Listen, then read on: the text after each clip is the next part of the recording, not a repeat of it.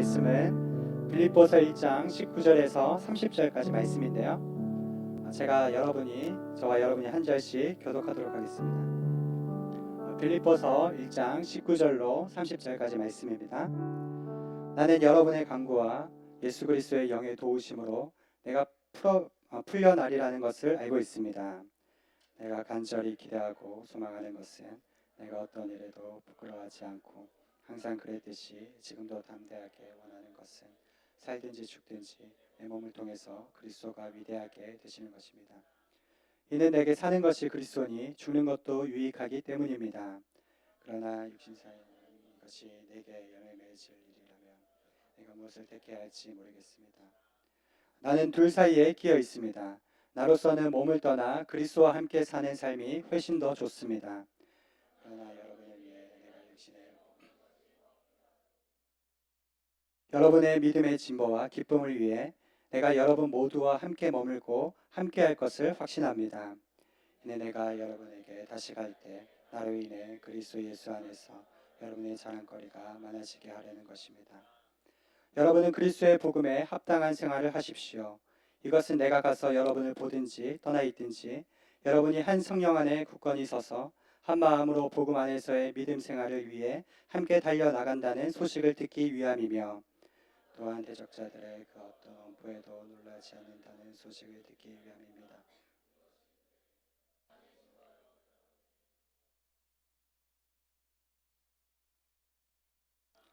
여러분은 그리스도를 위해 살아야 할 책임, 곧 그분을 믿을 뿐 아니라 그분을 위해 고난도 받아야 할 책임이 있습니다. 여러분도 나와 동일한 싸움을 싸우고 있습니다. 여러분이 이것을 내 안에서 보았고 아직도 내가 싸우고 있다는 것을 듣고 있습니다. 아멘. 지금 목사님 나오셔서 하나님 말씀 전해주시겠습니다. 안녕하세요. 네, 추석 잘 쉬셨어요? 네, 다들 좋아 보이십니다. 할렐루야, 아주 풍성해 보이시고 좋은 것 같아요. 우리 좌우 계신 분하고 인사하겠습니다. 좋아 보이십니다. 네, 제가 이번 주 설교를 준비하면서 참 너무너무 힘들었습니다. 이 빌립보서가 옥중 서신이잖아요. 감옥에서 쓴 바울의 인생에 있어서 어려움과 고난의 시절에서 썼던 이 편지를 또 그의 고백을 들어보니까 이건 뭐 너무 높은 고백인 거예요. 나는 바울이 아닌데 이게 말씀을 내가 이해하고 먹고 그것을 설교하려고 하니까 너무 힘든 것이죠. 여러분 먼저 시작하면서 제가 말씀드리겠습니다. 저는 바울이 아닙니다. 할렐루야. 네. 그리고 여러분 그러나 복음이 있습니다. 여러분 바울에게 역사하셨던 하나님은 저에게 동일하게 역사하시는 하나님이신 줄을 믿습니다. 바울에게 역사하셨던 하나님은 지금도 이 순간에 여러분의 인생 가운데 동일하게 역사하시는 줄을 믿습니다. 바울의 고백처럼 우리는 질그릇과 같습니다. 질그릇은 그릇으로 그 그릇 자체로 가치가 매겨지는 것이 아니죠. 그 그릇 안에 무엇이 담겨 있느냐가 중요한 것입니다. 그 안에 맛있는 음식물이 담겨져 있다면 그것은 그런 잔치상에 놓여지는 파티상에 놓여지는 아름다운 그릇이 될 것이요. 그 안에 음식 쓰레기가 들어있다면 그것은 쓰레기를 버리는 쓰레기통이 될 뿐인 것입니다. 여러분 우리 안에 일하시고 역사하시는 분은 하나님이신 줄을 믿습니다. 그 하나님께서 오늘 저와 여러분에게 말씀하실 때 우리 인생에 새로운 역사가 일어나기를 소망합니다. 셰익스피어가 쓴 유명한 작품 중에 햄릿이 있죠. 그 햄릿 3막 1장에 보면 햄릿의 독백하는 장면이 나오고 거기에 굉장히 유명한 대사가 나옵니다. 사느냐 죽느냐 그것이 문제로다. 들어보셨죠? 영어로 to be or not to be, that is the question 이라고 나오는 부분인데 to be or not to be, 사느냐 죽느냐. 근데 사실 그 말은 시적으로 너무나 아름다운 말이지만 원래 의미적으로는 틀렸죠. 왜 틀렸습니까? Not to be. 우리가 죽는 것은 존재하지 않는 것이 아니라 새로운 존재로 나아가는 것이기 뿐이기 때문에 그렇습니다. 그래서 오늘 설교에 이렇게 썼습니다. To live or to die. 사느냐 죽느냐. 우리 옆에 있는 분께 한번 인사하겠습니다. 사느냐 죽느냐 그것이 문제입니다. 여러분 지난 한 주간 살아가면서 추석을 맞이하면서 여러분 아마 좀 많이 쉬시고 또 많이 먹고 좋은 시간을 보내셨을 텐데 여러분 우리가 일상을 살아가면서 여러분 아침에 일어나면서 어떤 생각을 하십니까? 오늘 나에게 주어져 있는 하루의 삶을 바라보면서 너무 기쁘고 감사해서 즐겁게 그 인생을 향해서 나아가십니까? 아니면 가고 싶지 않지만 가지 않을 수 없어서 일어나십니까? 살고 싶지 않은데 죽지 못해서 사는 인생이 있는가 하면 살고 싶기 때문에 살아가는 인생이 있는 것이죠. 오늘 햄릿의 고백처럼 사느냐 죽느냐 그것이 문제로다. 이 사람의 독백을 쭉 읽어보면 이런 글들이 나옵니다. 제가 한번 읽어드릴게요. 죽는다는 것은 잠이 드는 일이다.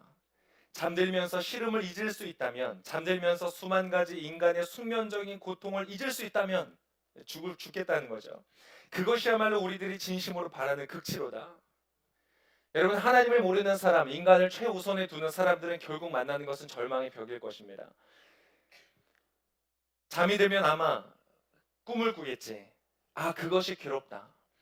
여러분, 사람은 그 죽음과 영혼을 부정하는 사람이라고 해도 인간은 우연히 태어나고 우연히 만들어졌고 우리는 것이다. 위험한 말만 들렸어요? 앞에 들으셨어요? 네. 자, 이 사람도 결국은 죽음 이후에 꿈을 꾸게 될 것이다. 그 죽음이 끝이 아니라 그 위에 무언가가 있다는 것을 은연중에 알고 고백하는 것이에요.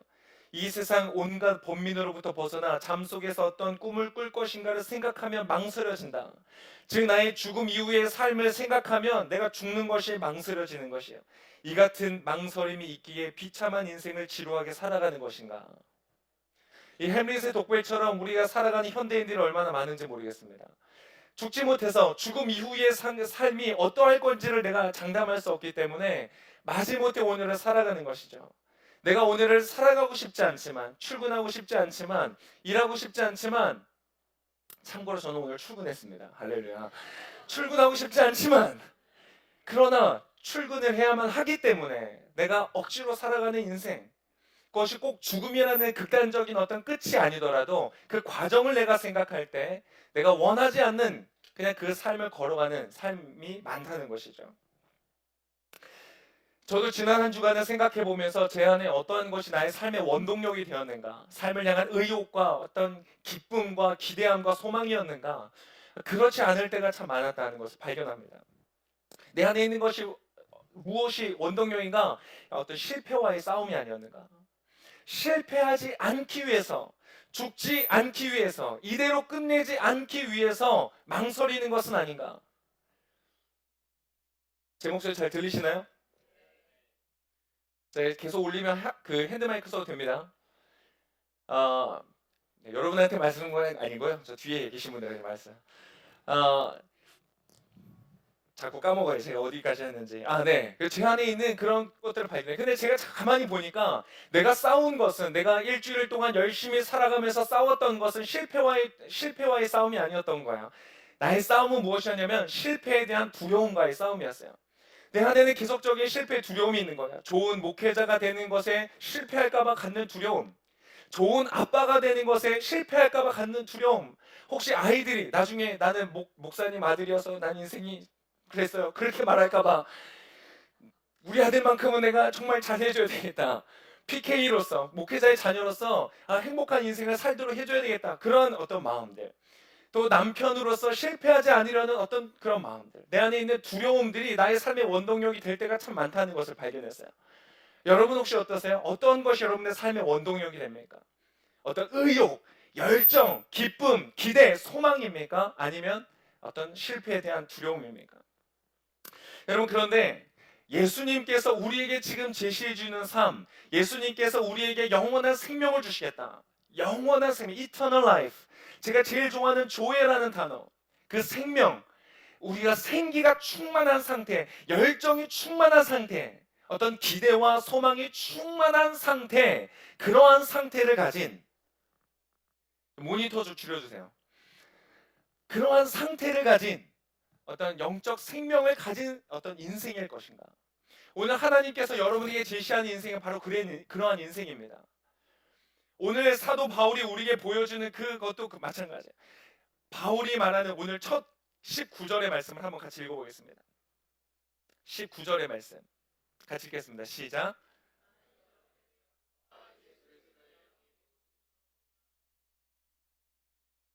여러분 지금 그는 지난주에 이제 말씀드린 것처럼 로마에 왔습니다. 그가 평생을 가졌던 비전, 그가 하나님께서 주셨던 사명을 이루기 위해서 로마에 왔어요. 그런데 그는 감옥에 있는 거예요. 그의 발에는 착고가 채워져 있었고, 그는 자유롭게 움직일 수 없었고, 그 안에서 침묵할 수밖에 없었어요. 그는 매여 있는 상태였어요. 그의 인생은 그대로 끝이 날 수 있었습니다. 사도 바울, 이때만 해도 사도 바울을 죽이기까지 우리가 먹지도 않고 마시지도 않겠다고 결의했던 유대 사람들이 있을 정도였어요. 40명이나 사람이 있을 정도였어요. 여러분, 그는 안과 바깥으로 굉장한 위협 속에 있었던 것이죠. 그리고 어떻게 보면 자기가 생각했던 그림과는 많이 다른 인생이 펼쳐지고 있을지 모르겠어요. 그가 아침에 일어날 때 혹시 내가 하나님이 주셨던 이 은혜와 이 사명을 감당하지 못하지 않을까라는 실패의 두려움을 가지고 그는 인생을 하루를 시작할 수도 있었던 상황이었어요.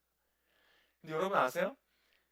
오늘 사도 바울은요, 자기가 감옥에 갇혀 있었고 실패할 수도 있었다는 걸 너무 쉽게 넘어가는 거예요.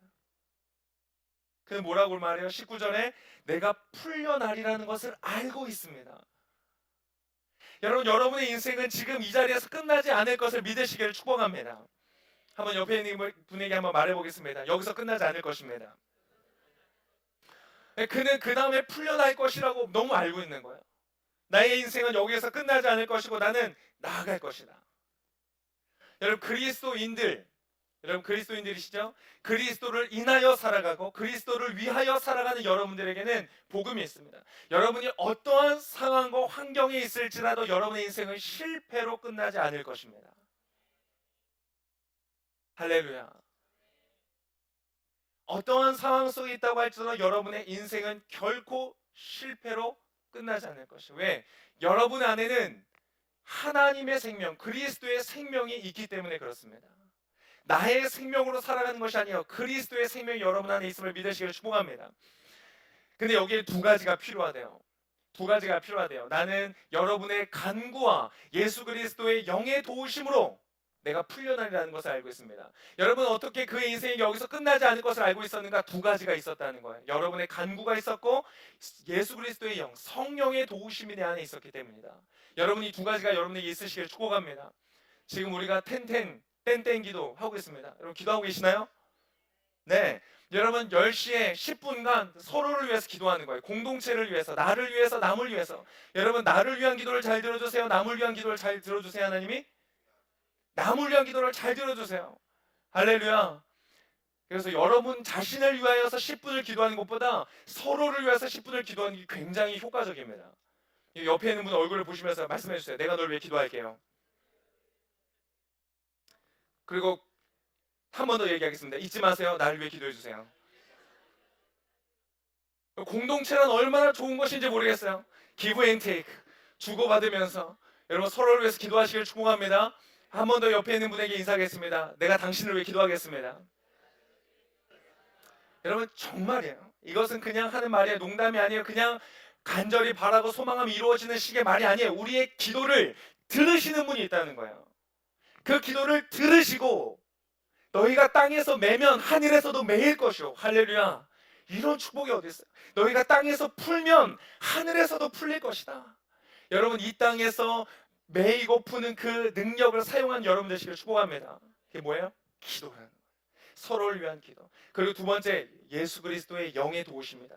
바로 성령의 도우심을 여러분 입으시기를 축복합니다. 성령에 관해서는 여러 번 제가 설교하고 앞으로도 하게 될 것입니다. 여러분 그때마다 잘 들으세요. 여러분의 것으로 품으세요. 삼으세요. 그 중요한 것은 여러분 지금 현재 예수 그리스도의 영이신 성령께서 여러분 안에, 여러분 옆에, 여러분의 인생 가운데 함께하고 계시다는 것입니다. 그 성령님과 동행하신 여러분 되시기를 축복합니다. 여러분 그러면 그 다음 단계 인생이 열리는 거예요. 더 이상 실패의 두려움으로 내가 인생을 살아가는 것이 아니라 그 다음 단계에 열리는 거예요. 20절의 말씀을 한번 같이 읽겠습니다. 20절 시작.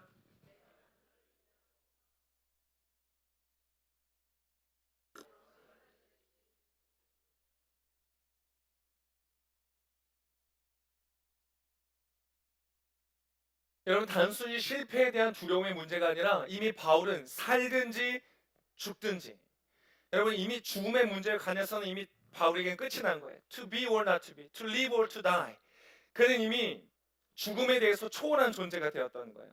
여러분, 죽음이라는 것은 무엇입니까? 세상 사람들이 말하는 것처럼 그것은 끝이 아니에요. 제가 아주 좋아하는 예화인데요. 무한도전에서 한번 제가 말한 것처럼 하와이 특집이 있었어요. 여러분 기억하세요? 여러분 TV를 안 보시는 분들이니까 제가 설명해 드릴게요. 제가 인터넷에서 찾아보니까 자세히 스토리가 다 써져 있더라고요. 저도 보지 않았지만 읽으면서 굉장한 은혜를 받았어요. 여러분, 이 노홍철이라는 친구가 하와이에 가는 티켓을 받은 거예요. 뭐 그 전에 무슨 그런 전편이 있었대요. 근데 그걸 이제 이 모든 이 무한도전 친구들이 다 같이 가기로 한 거예요. 그래서 우리 형제들끼리 함께 갑시다. 그래서 가는데 이제 노예 계약서를 쓴 거죠. 노홍철이 하자는 대로 무조건 다 한다. 나는 무조건 갑이고 너희 을이다. 그래서 시작을 한 거예요. 8시간 동안 비행기를 타고 하와이에 딱 도착했어요. 도착하자마자 노홍철 씨가 이 가방을 다 나눠주면서 너희 필요한 짐을 챙겨라. 갑자기 선착순이다 그런 거예요. 막 사람들이 집어서 들어갔어요. 마지막에 남은 사람이 길이었어요. 길. 길이었는데 그 친구가 바로 어떻게 됐어요? 짐을 싸고 이제 가라는 거야. 처음에 농담인 줄 알았는데 진짜 가라는 거. PD도 붙여주고 카메라맨도 붙여주고 티켓을 손에 쥐어가지고 집으로 보낸 거예요. 완전 황당한 얼굴로 8시간 동안 비행기를 타고 왔는데 여기서 1시간 만에 있다 다시 집으로 돌아가게 생긴 거예요. 그리고 보냈습니다. 그리고 그 이후로부터는 계속 서바이벌이 시작된 거예요. 뭐 서로 주사위를 던져서 많이 나온 사람 얼마나 유치합니까? 할렐루야. 우리 인생은 별거 없는 것 같아요. 그냥 주사위로 인생을 살아가는 거예요. 여러분, 그렇게 주사위로 결정하고 물총 싸움으로 연장하고 막 그렇게 해가지고 사람들을 다 떨구다가 마지막에 박명수 씨가 남았죠. 박명수 씨가 내가 드디어 승리했다, 성공했다. 그리고는 최종 그 아름다운 숙소로 탁 들어가는 거예요. 탁 들어가니까 놀라운 반전이 있었죠. 그 안에 누가 있었어요? 지금까지 탈락했던 모든 사람들이 그 안에 있는 거예요.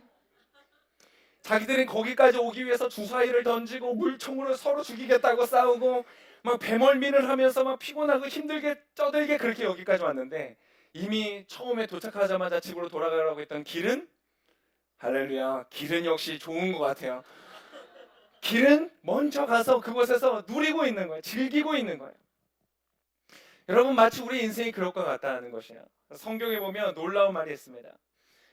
데살로니가전서 4장 15절에 이렇게 말하고 있어요. 데살로니가전서 4장 15절. 우리 한번 본문 준비되어 있으면 같이 읽겠습니다. 같이 읽겠습니다. 시작.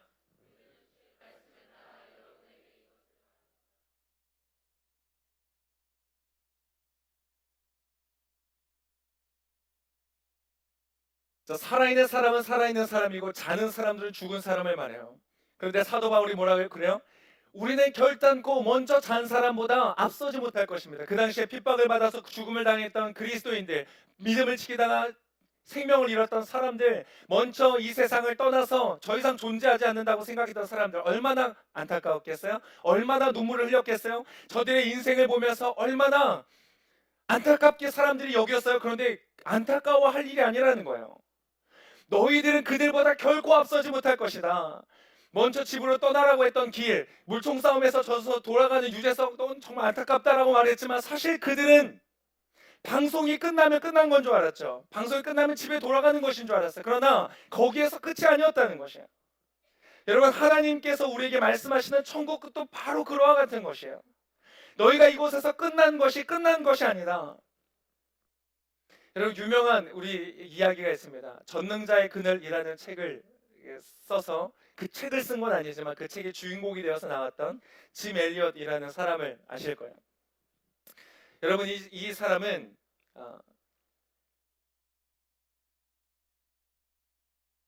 28살, 굉장히 젊은 나이죠. 28살에 5명의 동료들과 함께 에콰도르라는 곳에서 아우카라는 부족에게 죽임을 당한, 살해를 당한, 그래서 순교한 사람들입니다. 근데 놀라운 사실이 발견된 것은 그들이 죽임을 당한 그 자리에 그들의 주머니에 권총이 있었다는 거예요. 그들은 창과 활을 가지고 자기들을 공격해오는 원주민을 향해서 총을 꺼내서 쏠 수 있었고 스스로를 방어할 수 있었음에도 불구하고 총 한 발을 발사하지 않고 심지어는 그 권총을 꺼내지조차 않고 그냥 그곳에서 죽임을 당했다는 거예요. 28살에. 더 놀라운 사실은 그 사람은 결혼한 지 만 2년이 되었을 때였다는 거예요. 그는 사랑하는 아내가 있었어요. 신혼이었어요. 그는 자기 스스로를 지킬 만한 이유가 있었던 것이죠. 여러분, 그때 미국에서 난리가 났습니다. 미국의 유명한 타임지, 또 라이프지 이런 매거진에서 이것을 굉장히 보도했어요. 그 보도했던 핵심 내용은 무엇인가? What a waste. 얼마나 낭비인가라는 것이었어요. 특히 라이프지는 10페이지의 그 넘는 분량으로 그 사건을 다루면서 28살의 이 젊은 청년들이 이렇게 가서 죽임을 당했다는 것.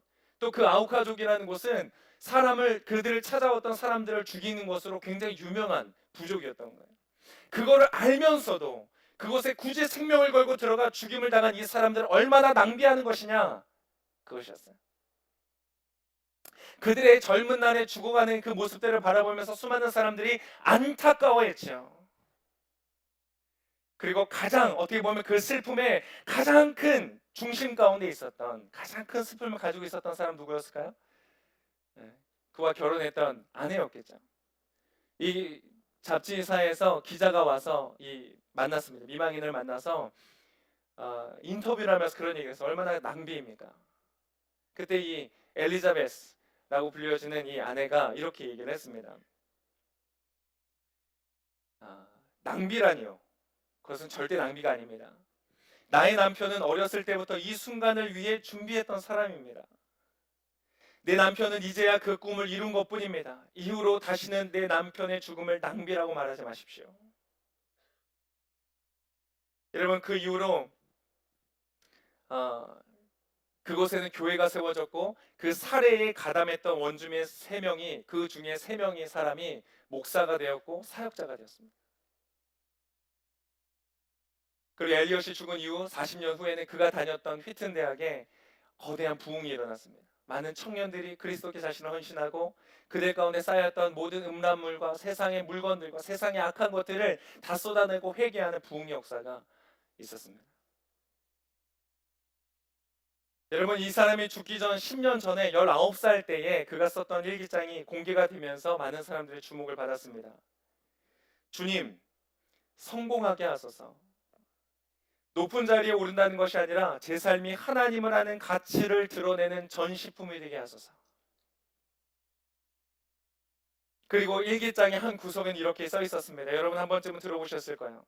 결코 놓치지 말아야 하는 것을 얻기 위해 언젠가는 놓아야 할 것을 포기하는 사람은 현명한 사람이다. 어리석은 사람이 아니다. 라고 썼던 것이에요. 여러분, 죽음은 끝이 아니죠. 많은 사람들이 그의 죽음을 보면 안타까워하지만 사도 바울은 뭐라고 말한다고요? 아니야, 너희 살아있는 자들은 결코 그 짐 엘리엇보다 28살의 인생을 마감했지만 그 사람보다 앞설 수 없을 것이야. 여러분, 우리 인생을 바라보고 죽음을 바라보는 우리의 관점이 바뀌어지기를 축복합니다. 사도 바울은 그 비밀을 알았던 것이에요. 죽음은 실패의 자리도 아니고 끝의 자리도 아니에요. 그것은 새로운 시작, 더 아름답고 완전한 곳의 새로운 시작의 문이라는 것입니다. 그래서 사도 바울은 오늘 이렇게 말하는 거예요. 23절의 말씀이에요. 23절 제가 한번 읽어볼게요. 한번 들어보세요. 나는 둘 사이에 끼어 있습니다. 나로서는 몸을 떠나 그리스도와 함께 사는 삶이 훨씬 더 좋습니다. 여러분, 여기서 끼어 있다라는 말은요, 붙들려 있다 이런 뜻이에요. 나는 둘 사이에 붙들려 있습니다. 즉, 살아서 이곳에 너희들과 함께 있는 것과 죽어서 그리스도와 함께 있는 것, 이 두 가지 사이에 나는 붙들려 있다, 끼어 있다. 사실 내가 좋아하는 것은, 내가 더 선택하고 싶은 건 어디예요? 이곳을 떠나서 그리스도와 함께 있는 것을 나는 더 원한다. 길처럼, 유재석처럼 나는 먼저 가서 그곳에서 누리고 싶다는 거예요. 그런데 어떤 것이 나를 지금 붙들고 있어요? 너희들과 함께 있어서 너희들의 삶의 열매를 맺게 하고 너희들에게 힘이 되고 너희에게 위로가 되는 그 사역을 감당해야 되는 그 사명을 나를 붙들고 있어서 이 둘 사이에 끼어 있다는 거예요. 살든지 죽든지 나는 이것도 좋고 저것도 좋다.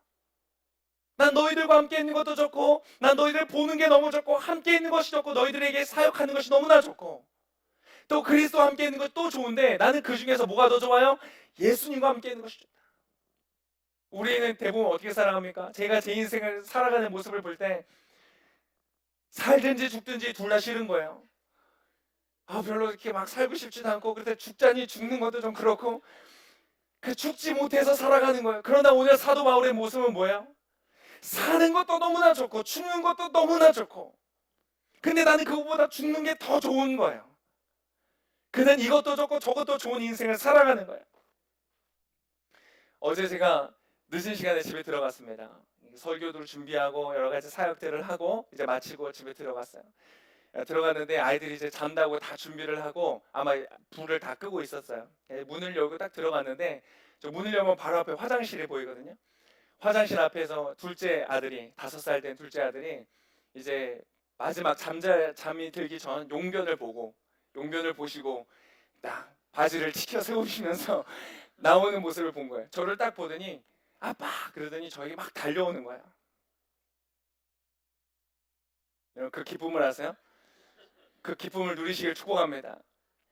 물론 피곤할 때가 많아요. 그런데 그 아이의 그 뒤에 이 화장실 불이 은은하게 비춰지고 그 아이가 저를 보면서 환한 얼굴로 반기는 얼굴로 저에게 아빠 그러면서 뛰어오는데 너무 좋은 거예요. 그 아이를 들어서 콕 껴안아줬어요. 이 남자 아이들이잖아요. 근데 요즘에 10살짜리 저희 첫째 아이도 유독 저를 보면 막 안기는 거예요. 뒤에 엎이고 막 안기고 그런 거예요. 그래서 얘네가 뭔가 덜 채워진 게 있나 보다.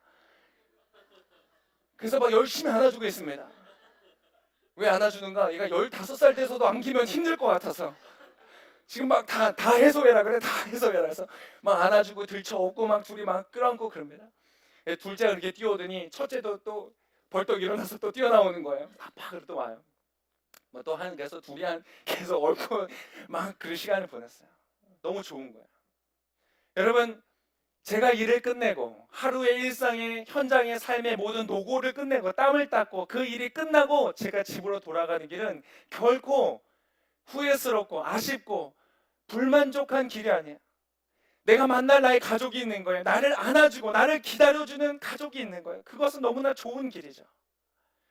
여러분 우리가 이곳에서의 모든 노고를 마치고 우리에게 주어지신 사명을 마치고 일을 마치고 퇴근해서 갈 때, 여러분의 인생 가운데서 퇴근해서 이제 여러분이 돌아갈 본향 가운데 돌아갈 때 그곳에서 여러분을 기다리시는 분이 있는 것을 믿으시기를 축복합니다. 어제 저는 저의 아들을 제가 안아주었지만 우리가 나의 인생을 퇴근하여서 본향에 돌아갈 때, 그때는 나를 너무나 사랑하시는 나의 예수님께서 나를 마중해 주실 거예요. 달려 나오실 거예요. 맨발로 달려 나오실 거예요. 그리고 나를 안아주실 거예요. 어제 나는 나의 자녀를 내가 위로했지만 내가 죽고 그곳으로 갔을 때는 주님께서 나를 위로하여 주실 거예요. 그리고 그 자리 가운데 있는 짐 엘리엇도 사도 바울도 여러분 우리를 응원하고 있는 거예요. 여러분 그러한 미래를 향해 속에 달려가기를 소망합니다.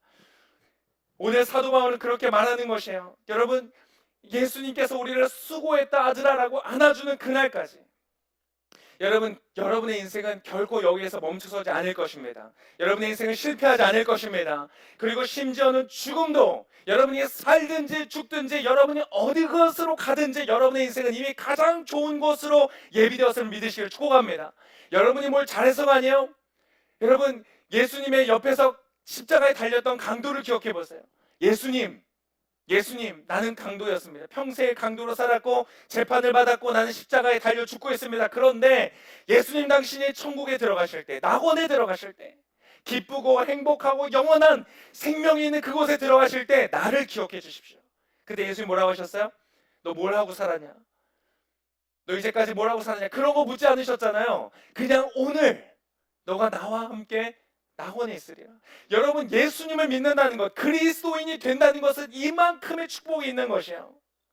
나의 삶에 많은 열매가 있든지 없든지 크든지 적든지 그것과 상관없이 우리의 인생에 퇴근을 하면 나의 인생 가운데 나의 모든 것을 노고를 마치고 땀을 흘리고 눈물을 흘렸던 모든 수고를 마치고 우리의 생명이 나가는 그날에 우리는 돌아갈 곳이 있다는 거예요. 나를 안아주시는 분이 있다는 거예요. 수고했다고 우리를 칭찬하시는 분이 있다는 거예요. 이게 그리스도인이 된다는 것이에요. 여러분 이미 그 복을 받으셨음을 믿으시기를 축복합니다. 이미 그 복을 받은 거예요. 그게 그리스도인이 된다는 복이에요. 여러분 그렇다면 어떻게 살아가시겠어요?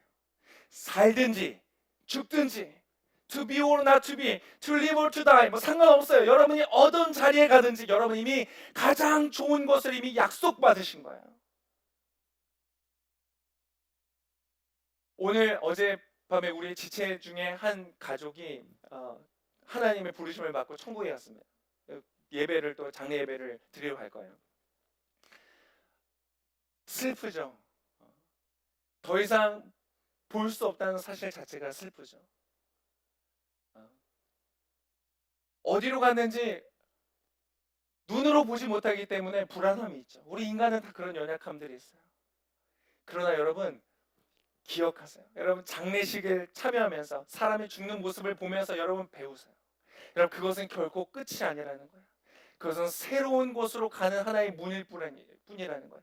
그리고 우리보다 먼저 간 믿음의 선진들이, 여러분보다 먼저 가신 믿음의 선진들이 있죠. 여러분이 얼굴을 알고 눈을 맞추고 대화를 해봤던 분들 중에 여러분 이 세상을 떠나 이제 하나님께로 간 분이 있죠. 여러분 그분들은 그곳에서 끝이 아니라 그곳에서 우리를 기다리고 있다는 것이, 여러분을 바라보면서 응원하고 있다는 거예요.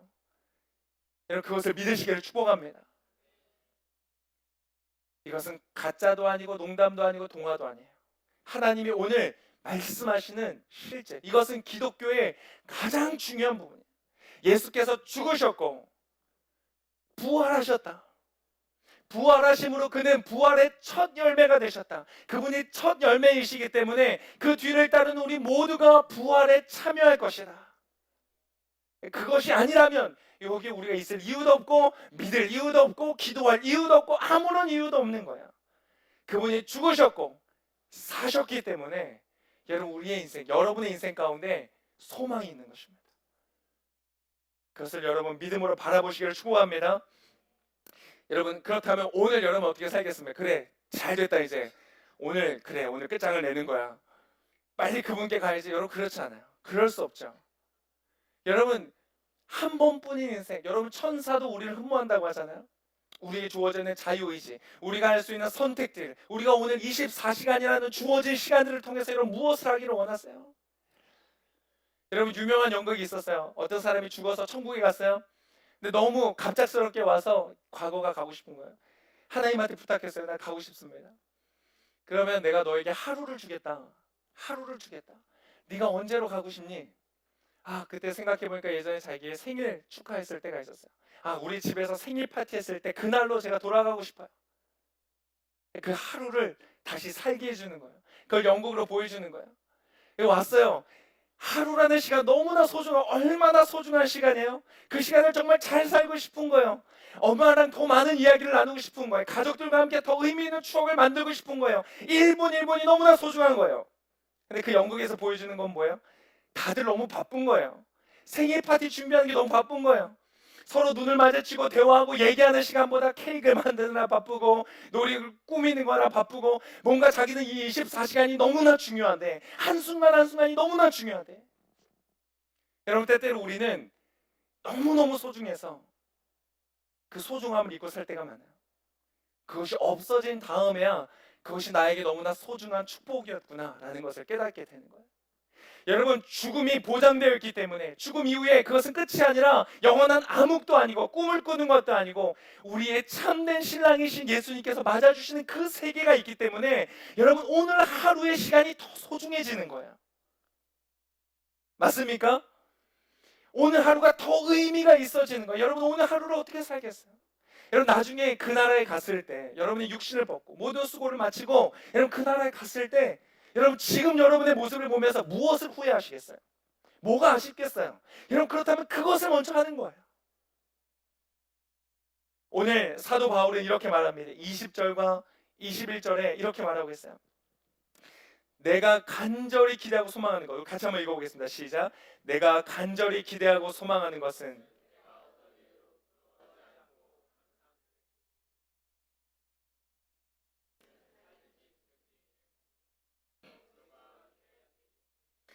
간절한 기대, 이것은 우리나라 말로 정확하게 표현하면 학수고대한다. 너무너무 간절하게 바라는 것이다. 여러분 뭐가 그렇게 간절히 원하세요? 여러분 이것이 여러분의 간절한 기대가 되시기를 축복합니다. 정말 놓쳐서는 안 되는 거, 다른 거 웬만한 거 내가 놓쳐서는 안 되는 거, 간절히 기대하고 바라는 것, 그것은 지금 바울이 뭐예요? 난 이 감옥에서 나가는 게 좋아. 난 내가 하고 싶은 걸 하고 싶어. 다른 사람들 가둬놓은 이 자리 가운데 있고 싶지 않아. 내가 원하지 않는 삶을 살고 싶지 않아. 내가 원하지 않는 직장에 출근하고 싶지 않아. 내가 원하지 않는 사람들을 만나고 내가 원하지 않는 사람들과 교제하는 이 자리 가운데 있고 싶지 않아. 탈출하고 싶어. 사도 바울은 그렇지 않았어요. 그의 모든 삶의 환경들이 그가 원하는 환경은 아니었어요. 그러나 그가 간절히 바라고 원했던 것은 그러한 것이 아니었어요. 인생의 실패에서부터 벗어나고 탈출하고 성공하는 자리로 가는 것도 아니었어요. 그는 더 높은 비전을 향하여 가였던 것이에요. 뭐라고 하는가? 내가 간절히 기대하고 소망하는 것은 내가 어떤 일에도 부끄러워하지 않냐고. 여러분, 부끄러워하지 않냐고. 항상 담대하게 원하였던 것, 그건 무엇이냐? 부끄러워하지 않는 것. 여러분, 잘 들으세요. 부끄러움이 아닙니다. 제가 그 글을 하나 봤는데 추석을 지나서 말씀드려서 안타깝네요. 추석에 곤란한 질문에 대처하는 법, 이런 게 있었어요. 여러분, 연봉은 얼마나 받니? 이런 질문 혹시 추석 때 받으셨어요? 그러면 이렇게 말하래요. 당신의 마음보다 많이 받아요. 이건 좀 아닌 것 같은데. 살쪘니? 그렇게 물어봤어. 너 살찐 것 같아. 그러면 여러분 어떻게 대답해야 돼요? 부은 거야. 이러면 안 된대요. 마음만은 홀쭉합니다. 이것도 아니면 요즘 통통한 게 트렌드입니다. 별로 도움이 안 되는 거야. 애인이 너 언제 결혼하니? 그러면 이렇게 대답하면 안 된대요. 저 없으면 회사가 안 돌아가요. 네, 뭐 전혀 공감이 안 되네. 여러분, 사람들은 이런 걸 부끄러워해요. 너 연봉이 얼마니? 너 결혼했니 안 했니? 너 지금 나이가 몇이니? 얼굴이 부었니? 뭐 이런 거를 부끄러워한다는 거예요. 그죠? 여러분, 이 시대는 그런 것들을 부끄러워하는 시대예요. 근데 여러분, 그거 하나도 부끄러운 거 아니라는 거 아시잖아요. 그죠? 마지막 날 우리가 모든 이 수고와 노고를 마치고 그날에 가서 하나님을 만날 때 여러분, 그것은 하나도 부끄럽지 않을 거예요. 여러분, 얼굴 보시면서 말씀해 주세요. 부어도 괜찮습니다. 역시 자매님들 잘 따라 안 하시네요. 괜찮게 뭐 괜찮아요, 목사님. 예. 여러분, 부끄러운 것이 아니에요. 그러나 여러분, 정말로 부끄러운 것이 있어요. 영원한 생명을 얻고 죽음조차 모든 것을 보장하시는 그 하나님의 은혜 앞에서 좌절과 절망 속에서 나에게 파묻힌 채 도전하지 못하고 나에게 주어진 달란트를 활용하지 않고 마치 미문 앞에 앉아 있었던 안진뱅이와 같이 안진뱅이의 인생을 살고 있는 것이 부끄러운 것이에요. 연봉이 얼마이냐는 중요하지 않아요. 1억을 받든 1000억을 받든 그것은 사실 중요하지 않아요. 물론 많이 받으면 좋겠죠. 많이 받으시길 바랍니다. 그러나 여러분은 많이 받는다고 할지라도 그의 인생이 거짓과 악함과 술 취함과 방탕함으로 쌓여있는 인생이라면, 죄를 먹고 마시는데 죄가 죄인지를 알지 못하는 인생이라면, 여러분, 그것은 하나님 앞에 가서 너무너무 부끄러운 일이 될 거예요. 마치 아버지의 유산을 다 받아가 챙겨가지고 먼 길을 떠났던 그 둘째 아들처럼, 돌아온 탕자의 이야기처럼 아버지 앞에 고개를 들 수 없는 그런 부끄러움이 있을 거예요. 여러분, 우리 안에 정말로 정말로 가치 있는, 정말 하나님께 칭찬받는 인생을 사시기를 축복합니다. 그것을 위해서 여러분 뭘 하셔야 돼요? 기도하셔야 돼요. 성령의 도우심을 받아야 돼요. 나의 힘으로만 할 수 있는 것이 아니라고 말하는 것이에요. 여러분, 그것이 한 번, 두 번 해봤는데 목사님 안 돼요. 제가 기도해봤는데 지난주에도 기도해보고 지난주에도 했는데 안 되네요. 여러분, 이것은요 한두 번의 어떤 이벤트가 아닙니다. 여러분의 삶의 존재의 양식이에요. 존재의 방식이에요. 여러분의 매일의 삶이, 하루하루의 삶이, 매 순간의 삶이 그렇게 돼야 돼요. 매 순간 주님과 기도하는, 교통하는 거예요. 매 순간 성령님의 도우심을 받는 거예요. 그 사람이 그런 인생을 살아갈 수 있는 거예요. 여러분, 제가 지금 말하는 이 삶은 결코 쉬운 인생이 아니에요. 모든 사람들이 그 인생을 살잖아요. 지식이 있는 사람도, 지식이 없는 사람도, 재물이 있는 사람, 재물이 없는 사람, 능력 있는 사람, 능력 없는 사람, 모든 사람들이 그 기준을 따라 살아가요. 왜? 그게 다 보이는 거니까. 그 외에는 보이지 않는데 어떻게 여러분 보이지 않는 것을 왜 살아가겠어요? 쉽지 않아요. 여러분도 날마다 그 갈등 가운데 있지 않으세요? 내가 믿는 바는 이건데 살아가는 바는 이건 거야. 내가 살아가는, 선택하는 기준과 나의 살아가는 양식을 보면 하나님은 살아계신 것이 없어요. 그것은 믿음의 인생이 아니죠. 쉽지 않습니다. 쉽지 않기 때문에 성령의 도우심이 있어야 돼요. 쉽지 않기 때문에 서로를 위해 기도해야 돼요. 나는 한때 뜨거울 수 있어요. 나는 한때 열정일 수 있어요. 내가 살아갈 수 있다고 생각할 수 있어요. 그런데 여러분, 한 달을 살아가고 두 달을 살아가고 1년을 살아가면 지칠 때 있잖아요. 달리다 보면 포기하고 싶을 때가 오잖아요. 그때 서로를 붙들어줘야 돼요. 그게 공동체예요. 여러분, 지금 나는 혼자 할 수 있기 때문에 난 혼자 살 거야. 그 사람 어리석은 사람이에요. 빨리 가려면 혼자 가고 멀리 가려면 어떻게 해요? 함께 가라고 하잖아요. 이 기독교에서 나온 말은 아닌데 정말 지혜로운 말인 것 같아요. 여러분, 서로를 위해서 기도하고 성령의 도우심을 따라 살아가는 그것이 여러분 삶의 양식 되시기를 축복합니다. 매일매일 쌓이는 것이에요. 하루 이틀 그것이 쌓일 때에 그의 인생 가운데 능력이 나타나고 열매가 나타나기 시작하는 거예요. 생명의 열매가 감옥에 있어서도 눌리지 않고 그 고백을 하는 바울의 모습이 나타나는 것이에요. 자, 여러분, 마지막으로 말씀을 이제 마무리를 하면서 29절과 30절 한번 읽겠습니다. 29절과 30절 제가 한번 읽어드릴게요. 잘 들어보세요. 여러분은 그리스도를 위해 살아야 할 책임, 곧 그분을 믿을 뿐 아니라 그분을 위해 고난도 받아야 할 책임을 받았습니다. 여러분 잘 아셔야 돼요. 고난도 받을 책임이 있어요. 여러분도 나와 동일한 싸움을 싸우고 있습니다. 여러분 이것을 내 안에서 보았고 아직도 내가 싸우고 있다는 것을 듣고 있습니다. 자, 고난에 대해서 설명하려면 또 하나의 중요한 이야기이기 때문에 오늘 다루진 않겠어요. 그런데 자, 이해하기 쉽게 오늘 이 고난과 그 뒤에 싸움이라는 말이 동일하게 나오고 있어요. 그죠? 그분을 위해 고난을 받아야 할 책임도 받았는데 여러분도 나와 동일한 싸움을 싸우고 있습니다. 즉 싸움과 고난이라는 말이 동일어로 쓰고 있는 거예요. 같은 의미예요. 자, 바울이 그의 인생의 마지막에 쓴 편지가 있어요. 그 많은 편지를 썼죠. 그게 다 신약 성경이 됐어요. 근데 그 중에서 마지막에 쓴 편지가 있어요. 디모데후서예요. 디모데후서가 4장으로 이루어졌는데 마지막 장 4장에 보면 이가 이런 얘기를 하고 있어요. 자, 여러분도 나와 동일한 싸움을 싸우고 있다고 했죠? 지금 싸움을 싸우고 있는 거예요. 빌립보서 안에서 싸움을 싸우고 있어요. 그의 한참 사역에 이제 말기를 향해 가고 있을 때 그 싸움을 싸우고 있는 거예요. 그런데 그 모든 것이 지나고 디모데후서 4장에 사도 바울이 고백하는 거예요. 4장 6절에서 8절까지의 말씀. 여러분 다 같이 읽어보겠습니다. 사도 바울이 그의 인생의 마지막을 두고 그토록 바랬던 나는 그리스도, 이제 이것을 떠나 그리스도와 함께 있는 것이 난 더 좋다. 그가 그토록 바랬던 그 주님께 가는 날을 앞두고 내가 이 감옥에서 풀려날 것을 알았던 것처럼 이제 나는 여기까지구나. 내가 그리스도를 위하여, 내가 그토록 바랬던 그리스도를 위하여 나의 생명을 놓아놓는 자리가 다가왔구나. 순교의 때가 다가왔구나 라는 것을 알았어요. 풀려날 것을 알았던 것처럼 그가 떠날 날도 알았어요. 그 날을 바라보면서 마지막으로 고백하는 거예요. 우리 한 목소리로 같이 읽도록 하겠습니다. 시작.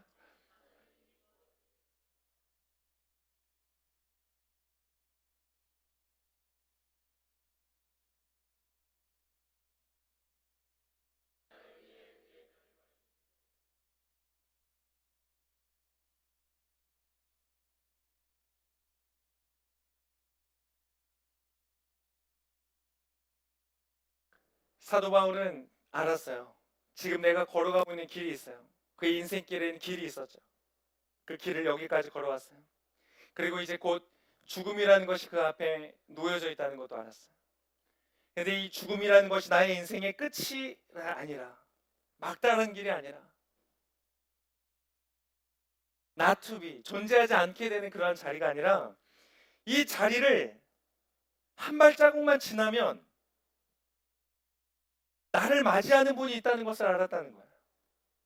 내가 지금까지 달려온 이 모든 길들을 보았고 알았고 그것에 맞는 평가를 하시고 지금까지 나와 힘주시고 동행하시고 여기까지 오셨던 그분께서 나에게 상을 주실 것을 바울은 알았던 것이에요.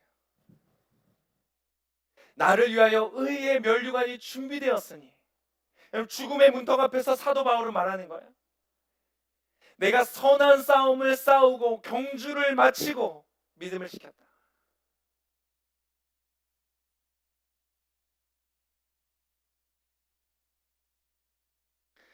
히브리서 12장 1절에 보면 이런 얘기가 있어요. 이와 같이 우리를 둘러싼 구름같이 많은 증인들이 있으니 모든 짐과 얽매이기 쉬운 죄를 벗어버리고 인내로서 우리 앞에 놓인 경주를 합시다. 여러분, 이 경주가요, 아까 우리가 읽었던 싸움이라는 단어와 같은 단어예요. 같은 단어인데 해석을 다르겠어요. 싸움이기도 하고 경주이기도 하고, 그것은 고난이기도 해요.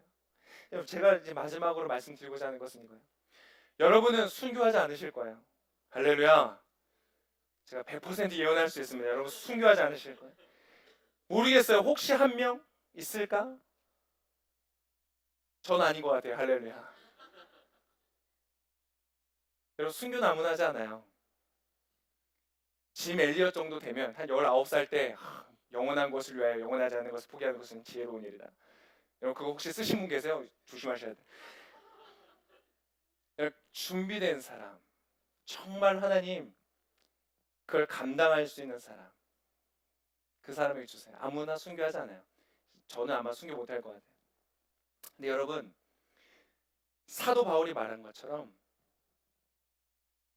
여러분에게도 순교는 아니지만, 감옥에 갇히는 건 아니지만, 여러분 앞에 놓여있는 경주가 있다는 거예요. 여러분 앞에 놓여있는 싸움이 있다는 거예요. 여러분 그것을 어떻게 싸우시겠습니까? 분위기를 잡아줘야 되는데, 네. 자 다시 우리 다시 해봅시다. 다시. 자 여러분, 실패에 대한 혹시 두려움을 가지고 계세요? 좋았어요. 혹시 나의 인생이 이대로 맞춰지진 않을까? 내가 기대했던 결과를 얻지 못하진 않을까? 여러분 오늘 주님이 여러분에게 말씀하십니다. 두려워하지 말라. 두려움은 우리의 판단력을 흐리게 하거든요. 바른 선택을 하지 못하게, 믿음의 길에서 벗어나게. 여러분 두려워하지 마세요. 여러분은 지금 죽어도 괜찮아요.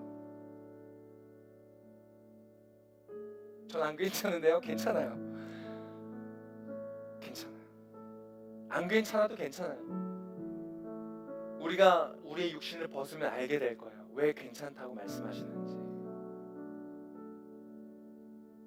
하루의 일과를 마치고 문을 열고 들어갈 때 나에게 두 팔 벌려 안아주는 나의 사랑하는 가족이 날 기다리고 있는 것처럼, 그 품 안에서 내가 만족함을 누리는 것처럼, 여러분 우리가 이곳에 육체를 벗고 그곳에 가면 주님께서 우리를 그렇게 안아주실 거예요. 할렐루야. 잘 살았던지 못 살았던지, 옆에 있던 강도처럼 한평생을 헛되게 살았어도 주님의 이름을 부르는 사람을 하나님은 거절하지 않으세요. 나도 죽기 전에 해야 되겠구나. 그러지 마세요. 그것은 진심에 대한 말인 거지 시간에 관한 말이 아니야. 그는 진실로 회개하고 예수님의 이름을 불렀어요. 여러분 예수 그리스도의 이름을 부르면 그러한 축복이 그냥 주어지는 거예요. 여러분 갑자기 여러분이 돌아갈 집이 생겨요. 죽음이 끝이 아니라 죽음 이후에 우리를 안아주시는 우리의 아버지가 생기는 거예요. 수고했다. 땀을 닦아주시고 눈물을 닦아주시고 피를 흘렸다면 싸매어주시고, 사도 바울에게 주는 것처럼 의의 면류관, 그 상급을 예비하시고 우리를 맞아주시는 분이 있다는 거예요. 여러분 그분을 바라보면, 여러분 오늘 지금 이 순간 하루라도 여러분에게 주어져 있는 시간들을 우리가 어떻게 살아가겠습니까? 어떻게 여러분 사시겠어요? 두려워하고 불안해하고 염려하고 그래서 좌절하고 주저앉아 있겠어요? 용서하지 못하고 응어리를 품고 분노하고 불평하고 누군가를 저주하면서 그렇게 주저앉아 있겠어요? 지금 말한 이 복음이 사실이라면, 죽음이 끝이 아니고 그 이후에 주께서 예비하신 자리가 있다면, 여러분의 인생을 어둠과 혼란과 무질서 속에 여러분 방치하고 계시겠어요? 아니에요. 여러분 순교라는 것은 주님이 우리에게 말씀하시는 순교라는 것은요, 나의 앞에 놓여져 있는 그 경주를 힘써 경주하다가 그 길 위에 쓰러져서 죽으면 그게 순교예요. 그것이 주를 위하여 살다가 죽는 인생이에요. 여러분 앞에 오늘 놓여져 있는 경주는 무엇입니까? 이제 이 예배당을 나가서 여러분 다음 한 주간의 추석의 긴 연휴를 끝나고 여러분의 일상 속으로 돌아갈 때 여러분 앞에 놓여져 있는 그 경주는 무엇입니까? 그것을 서로를 위한 중보와 성령의 도우심 안에서 우리가 승리하여 걸어가기를 축복합니다. 10년이 지나고 돌아볼 때 정말 잘못 살았다, 부끄럽다, 낭비했다, 허비했다, 그런 인생이 아니라 내가 달려갈 길을 마치고 선한 싸움을 다 싸우고 믿음을 지켰다 라고 고백하는 우리의 고백이 되기를 소망합니다. 우리가 눈을 감는 날, 죽는 날, 마지막 날, 그게 나의 60일지 70일지 100살일지는 모르지만 그 죽음의 문턱 앞에서 더 가까이 나를 향하여 팔 벌리고 계신 예수님을 바라볼 때 부끄러워하지 아니하고 그분을 바라보면서 두 팔을 벌려 마음껏 달려갈 수 있는 그러한 멋있는 인생, 저와 여러분이 함께 살아가기를 소망합니다. 우리 함께 같이 기도하겠습니다.